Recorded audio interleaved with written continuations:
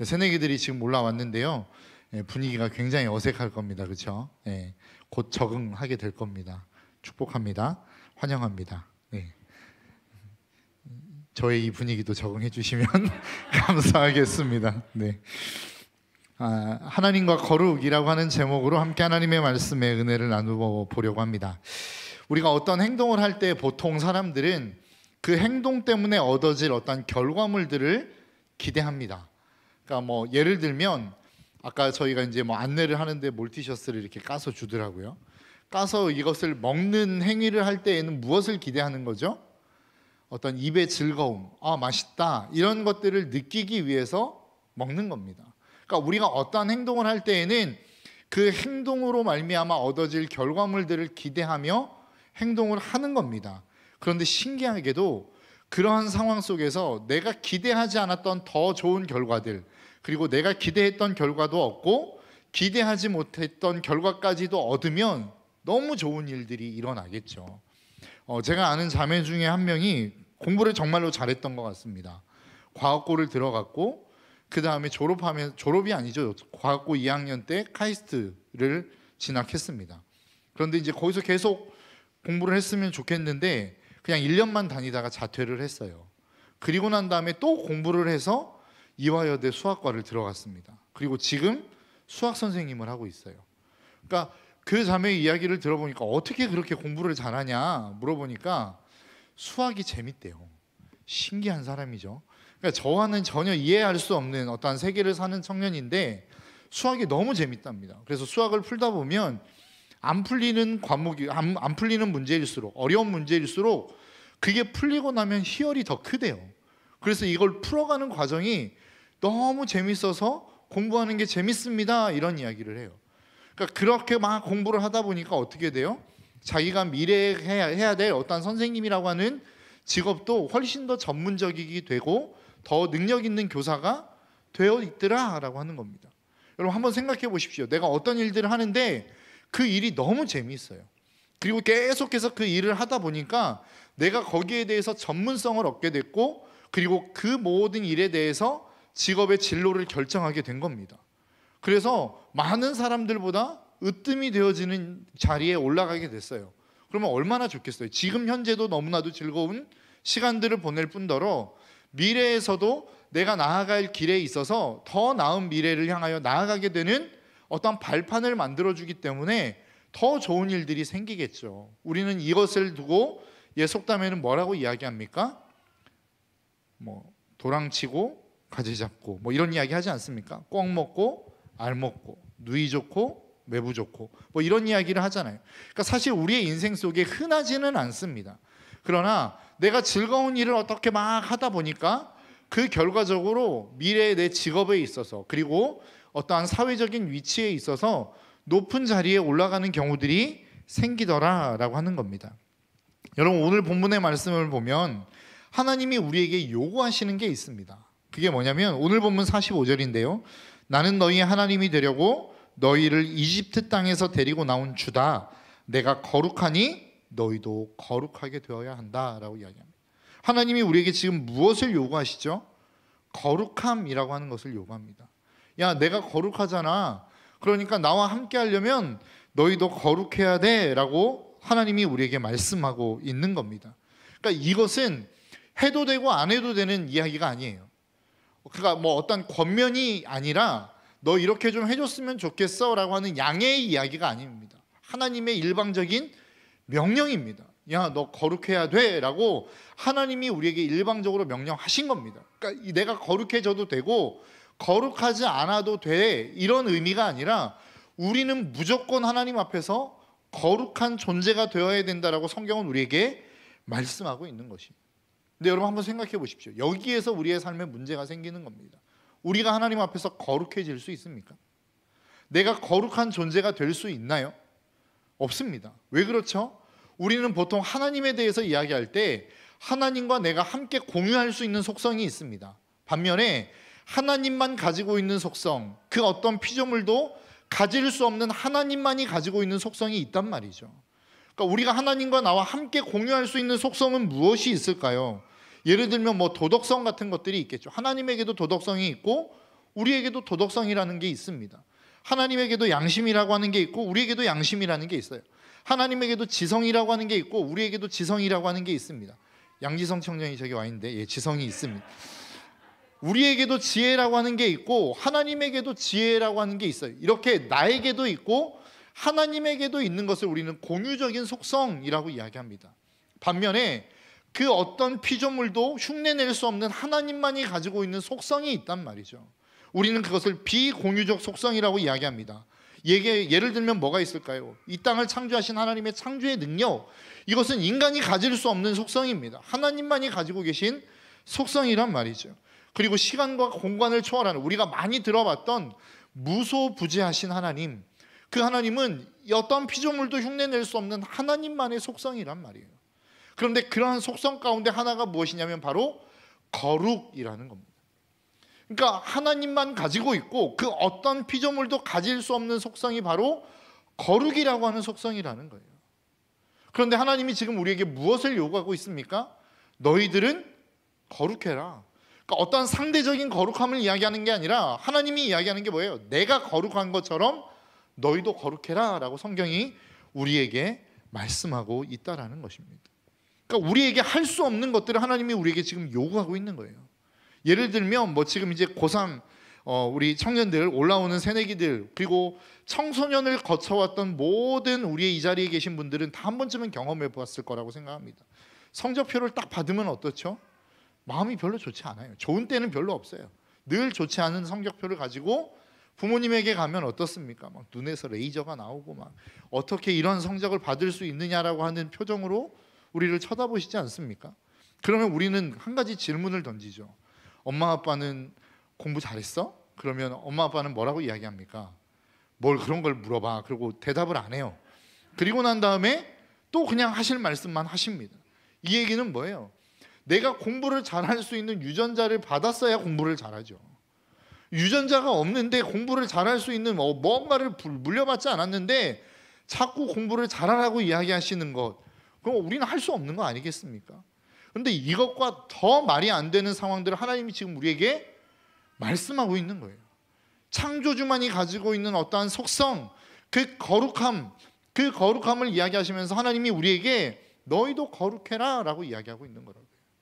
여러분, 레위기서의 말씀에 보면 1장부터 시작해서 10장까지는 무슨 이야기를 하냐면 인간이 어떻게 하면 부정하고 어떻게 하면 정결할 수 있는지를 말씀하고 있습니다. 어떤 행위가 부정한 행위이고 어떠한 음식을 먹으면 부정한 사람이 되고 어떠한 음식을 먹으면 정한 사람이 되는지, 내가 어떠한 몸의 상태가 되면 부정한 상태가 되고 어떠한 몸의 상태가 되면 정결한 상태가 되는지를 성경은 쭉 이야기하고 있단 말이죠. 내가 어떤 것을 만지면 부정해지고 어떠한 것을 만지지 않았을 때 거룩할 수 있는지, 정결할 수 있는지를 말씀하고 있단 말이에요. 그러니까 레위기서는 사람이 어떻게 하면 정결하게 되고 어떻게 하면 부정하게 되는지에 대해서 말씀하고 있습니다. 그리고 난 다음에 이 정결함과 부정함을 이야기하시면서 끊임없이 함께 이야기하는 것이 있는데 그게 바로 제사입니다. 여러분, 하나님이 우리에게 왜 제사를 주셨을까요? 성경, 구약 성경에 보면 하나님이 세우신 하나님의 일꾼이 두 가지의 부류로 직분이 나누어집니다. 첫 번째는 제사장, 두 번째는 선지자입니다. 이 두 부류의 사람들은 하나님이 기름 부어 세우신 하나님의 일꾼들이에요. 근데 하는 역할이 달라요. 선지자는 어떤 역할을 합니까? 하나님 편에 서서 하나님의 말씀을 성도들을 향하여 선포하는 거예요. 하나님의 백성을 향하여 선포하는 겁니다.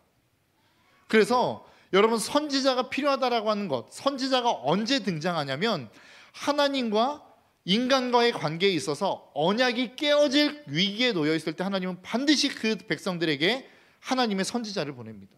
야, 너희들 그렇게 하면 안 돼. 이제 돌아서 빨리 돌이켜. 그러면 내가 너희들을 다시 받아줄 거야. 너 그 자리에서 빨리 돌아와라. 이 역할을 하는 것이 선지자란 말이에요. 그러니까 세상이 악해지면 악해질수록 뛰어난 선지자들이 나타났던 것은 참 아이러니하게도 그럴 수밖에 없는 상황 가운데, 그리고 선지자가 하는 역할이 그러한 역할이기 때문에 그렇습니다.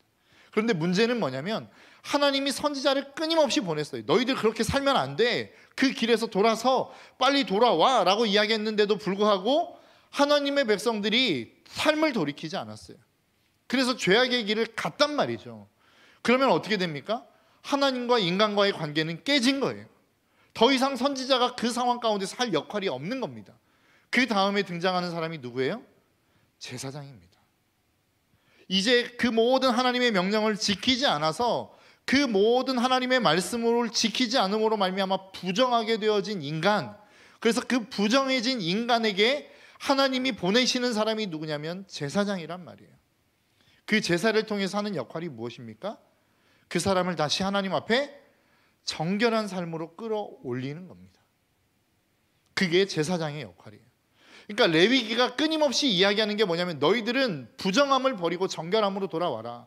그런데 만일 너희의 인생 가운데 어쩔 수 없어서 너희가 부정하게 되었다고 한다면 정결하게 되어질 수 있는 방법이 있는데, 그게 바로 제사야 라고 하나님이 제시하고 있는 게 레위기 1장부터 10장까지의 내용이라고요. 그래서 인간이 갈 수 있는 최고의 위치가 어디냐? 바로 이 정결함의 위치까지라는 겁니다. 그러니까 인간으로서 내가 하나님 앞에, 하나님 내가 할 수 있는 최선을 다했어요 라고 이야기할 수 있는 수준은 어디까지냐? 정결함이라는 거예요. 그런데 그것을 뛰어넘는 한 단계의 모습이 있는데, 인간이 가질 수 있는 모습이 있는데, 그게 바로 거룩함이라는 거예요. 그런데 그 거룩함은 인간이 흉내낼 수 없는 영역이라니까요. 그런데 하나님이 우리에게 그 거룩함의 자리로 나아가라고 말씀하고 있는 것입니다. 그러면 우리는 어떻게 이 거룩함을 향하여 나아갈 수 있습니까? 어떻게 해야 이 거룩함의 자리로 우리는 나아갈 수 있느냐라고 하는 거예요. 어떻게 우리는 거룩해질 수 있습니까? 그 하나님이 우리 안에 임재하실 때에만 비로소 가능한 것입니다. 그러니까 하나님이 우리를 향하여 거룩해져 라고 하는 것은, 내가 무엇인가를 최선을 다해서, 열심을 다해서, 내가 힘을 다해서 하나님 앞에 노력으로 말미암아 거룩함에 도달하는 것이 아니라, 내가 하나님 앞에 도달하고 노력할 수 있는 수준은 어디까지라고요? 정결함의 위치까지입니다. 그 정결함의 위치에 딱 도달하면 그 다음에 그 위에 하나님이 하나님의 임재하심을 부어주실 때에 우리 인생이 어떻게 된다는 거예요? 거룩해진다는 겁니다. 그래서 하나님이 우리를 향하여 야 너희들 거룩해져야 돼 라고 이야기하는 것은, 다른 말로 이야기하면 뭐예요? 너희는 나의 임재함을 사모해라 라고 하는 이야기와 동일한 이야기라는 겁니다. 그럼 여러분 한번 생각해 볼까요? 정결함이 뭐예요? 우리가 하나님 앞에 정결해진다라고 하는 것이 무엇을 의미하는 걸까요? 우리의 인생이, 우리의 마음이, 우리의 삶이 하나님 앞에 정결해진다라고 하는 것은 무엇을 의미하느냐라고 하는 거예요. 여러분, 우리가 세상적인 이야기로 정결이 무엇이 깨끗한 겁니까? 깨끗한 물이라고 했을 때 어떤 물이 깨끗해요? 다른 물질이 섞이지 않은 겁니다. 그러니까 우리의 인생에 있어서 정결하다라고 하는 의미는 뭐냐면, 다른 것들이 섞여 들어오지 않는 거예요. 우리가 예배를 드리는 데 있어서 하나님 나에게 정결한 마음을 주십시오라고 이야기할 때, 이 정결한 마음은 어떤 마음이에요? 다른 여러 가지의 마음이 뒤엉키지 않은 마음이라고요. 내가 하나님을 예배하고자 하는 마음이 있어요. 그러면 이 마음 하나를 가지고 나아가는 그 마음이 정결한 마음이라고요. 내가 하나님을 예배해야 된다라고 하는 마음이 있어요. 그런데 또 한쪽에서는 공부해야 된다는 마음도 들어요. 또 한쪽에서는 게임도 해야 되는데 이런 생각이 들어요. 또 한쪽의 마음 가운데서는 어제 먹다 남은 치킨이 막 생각나요. 이것은 정결한 마음이 아니라고요. 왜요? 여러 가지의 마음이 섞여 있기 때문에 그렇습니다. 여러 가지의 생각이 섞여 있기 때문에 그래요. 그래서 우리는 이 마음을 정결한 마음이라고 이야기할 수 없다는 겁니다. 정결한 마음은 어떤 마음이라는 거예요? 하나의 마음, 하나의 생각을 가지고 나아가는 것, 이것이 정결한 마음이라는 거예요. 그래서 우리가 하나님 앞에 예배하러 나오며 준비해야 되는 것은 뭐예요? 이 정결한 마음이라고요. 이 한 가지의 생각을 준비하며 나와야 된다는 거예요. 그런데 여러분 한번 생각해 보십시오. 여러분 그냥 나와서 예배의 자리에 앉아 있으면 한 가지의 마음이 생각납니까? 한 가지의 마음만 떠오르나요? 아니요, 그렇지 않아요. 이 자리에 딱 와서 앉으면 여러분 무엇이 생각나나요? 여러분들이 일주일 동안 가장 많이 했던 것들이 생각나요. 그게 우리의 모습입니다.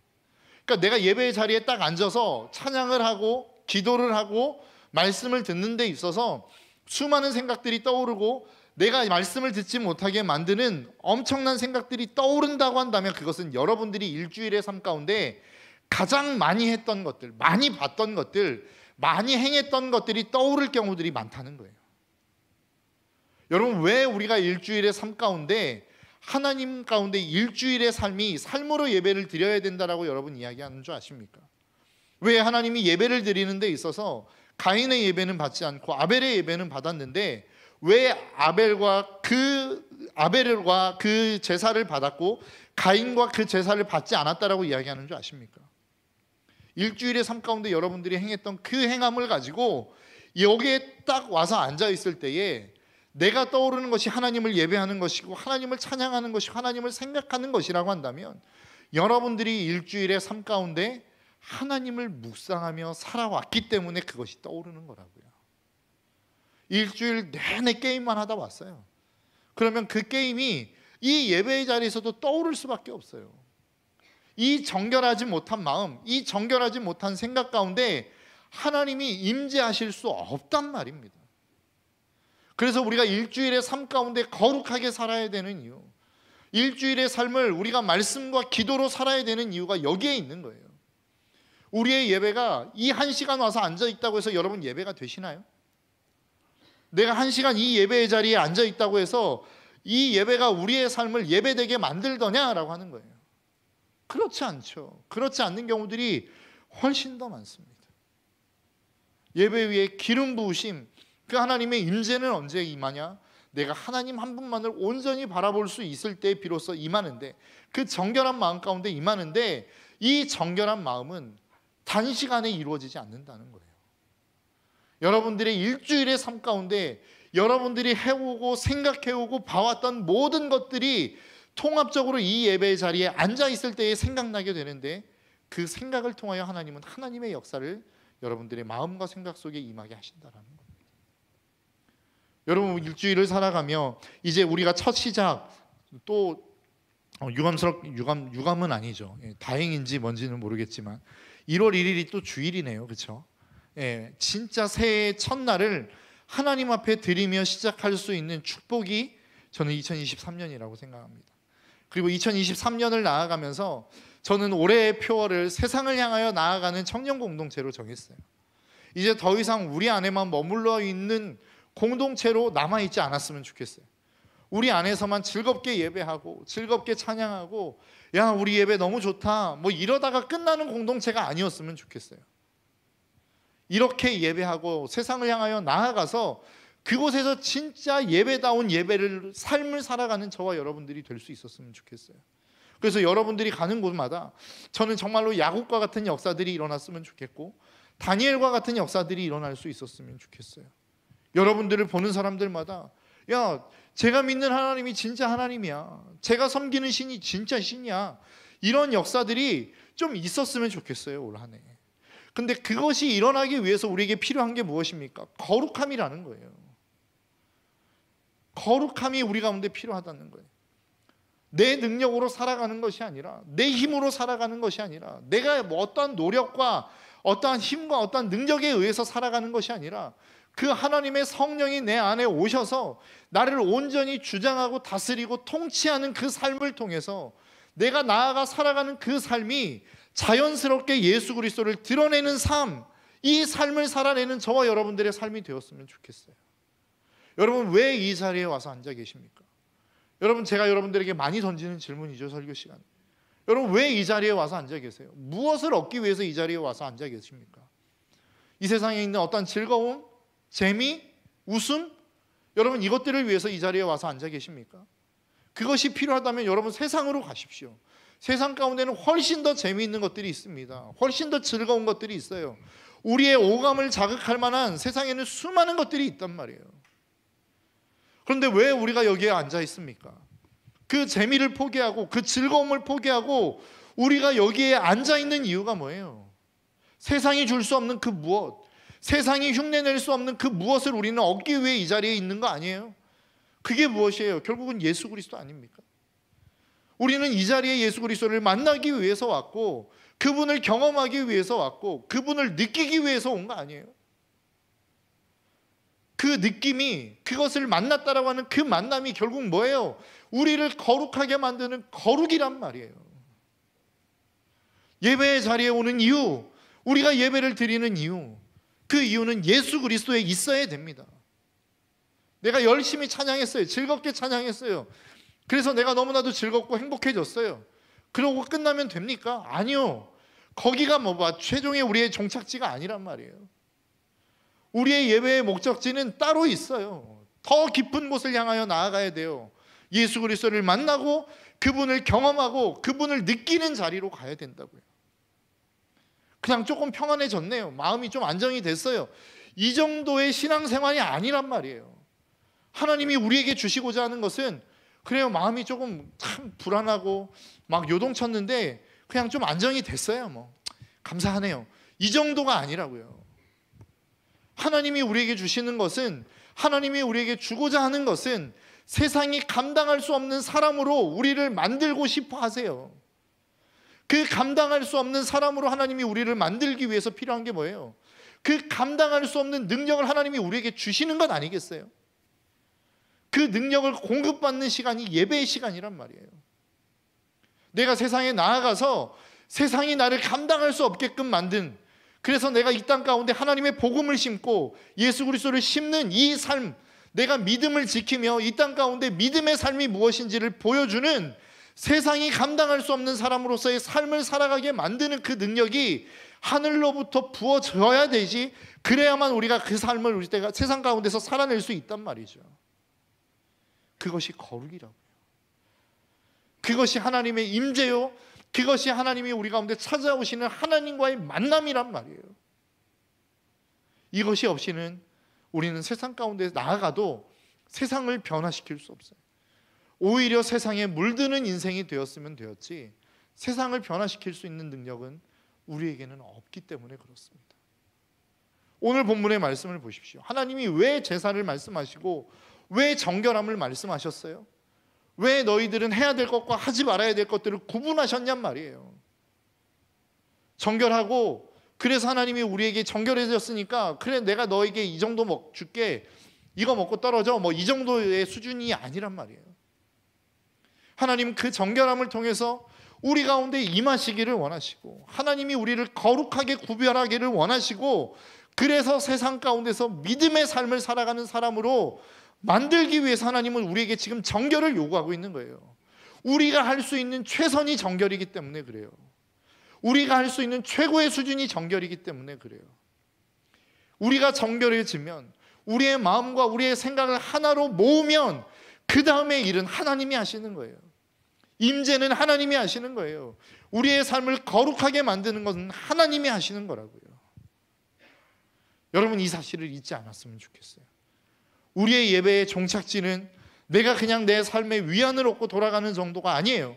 세상으로 돌아갔는데 똑같은 삶을 살아가는 게 아니라고요. 내가 힘들고 어려웠어요. 그래서 무너졌어요. 내 연약함 때문에 하나님의 말씀을 지키지 못하고 살아갔어요. 죄책감에 시달렸는데 예배의 자리에 와서 회개하고 나니까 죄책감이 사라졌어요. 이 정도 수준의 신앙생활을 하나님이 우리에게 요구하는 게 아니란 말이에요. 우리의 인생의 근본 자체를 하나님은 바꾸시기를 원하고 있고, 우리의 마음과 우리의 생각과 우리의 삶 자체를 하나님은 완전히 뒤엎기를 원하고 계세요. 이게 가능하기 위해서는 하나님의 임재가 있어야 된단 말이에요. 여러분, 우리 청년 공동체, 올 한 해를 살아가는 우리의 청년 공동체 안에 정말로 이러한 놀라운 부흥의 역사들이 좀 일어날 수 있었으면 좋겠습니다. 예배에 나오는 자들마다 하나님을 만나고 그 하나님을 느낄 수 있고 그 하나님을 경험할 수 있는, 그래서 내가 한 번도 생각해 보지 못했던 내 안에 있는 가득 차 있는 상처들과 아픔들이 그냥 아무렇지 않게 되어지는 이 경험들이 우리의 예배 가운데 풍성하게 일어날 수 있기를 주님의 이름으로 축복합니다. 야, 너 어떻게 괜찮아졌어? 몰라, 나도 그냥 예배 드리다 보니까 괜찮아졌어. 이게 하나님의 역사란 말이에요. 그 어떤 말로도 형용할 수 없고 설명할 수 없는 역사, 이러한 일들, 그냥 우리가 설명할 수 있는 단어가 있다고 한다면 모르겠어요. 그냥 하나님이 하신 것 같아요. 이 한마디로밖에 설명이 안 되는 이 예배 안에서의 놀라운 치유와 회복이 올 한 해 우리의 청년 공동체 안에 가득히 넘쳐나시기를 주님의 이름으로 축복합니다. 여러분, 이것이 거룩입니다. 이것이 거룩함의 능력입니다. 내가 세상을 향하여 나아가서 무엇인가 조금 더 얻고 내가 갖고 싶은 것을 소유하고 내가 원하는 환경을 바꾸어내는 것이 거룩이 아니라 무엇인가 조용하거나 할렐루야 뭐 이런 게 거룩이 아니라 진짜 내 삶 속에서 하나님을 날마다 경험하고 만나는 경험들이 있는 이 삶이 거룩이란 말이죠. 저와 여러분들의 삶이 그러한 삶이 되시기를 주님의 이름으로 축복합니다. 그래서 여러분들이 이 한 해 여러분들이 어떤 자리에 있든 어디에서 예배를 드리든 그 예배의 자리에서 하나님의 임재를 사모하십시오. 하나님을 만날 것을 기대하십시오. 그리고 그분이 나를 찾아오시기를 기대함으로 여러분들의 삶을 정결한 삶으로 만들어 가십시오. 여러분, 싸움 없는 정결함, 싸움 없는 거룩함, 이 땅 가운데 우리를 유혹하는 수많은 것들이 있죠. 싸우지 않으면 여러분 우리는 결코 우리의 삶 가운데 정결함을 유지할 수 없습니다. 여러분 싸우십시오. 그래서 바울은 뭐라고까지 이야기합니까? 너희들은 피 흘리기까지 싸워야 된다. 우리의 죄와 싸우되 정말로 올 한 해 피 흘리기까지 싸우며 여러분들의 삶의 정결함을 유지함으로 말미암아 그 정결함 속에 부으시는 하나님의 임재와 거룩을 체험하는 저와 여러분들의 삶이 되시기를 주님의 이름으로 축복합니다.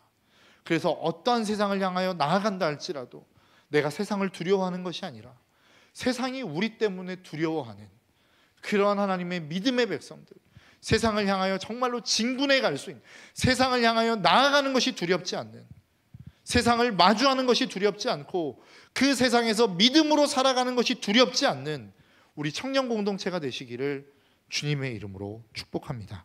이 시간 우리 함께 좀 찬양하며 나아갔으면 좋겠습니다. 여호와의 유월절이라고 하는 찬양인데요, 이 찬양은 하나님의 임재를 간절히 사모하는 찬양입니다.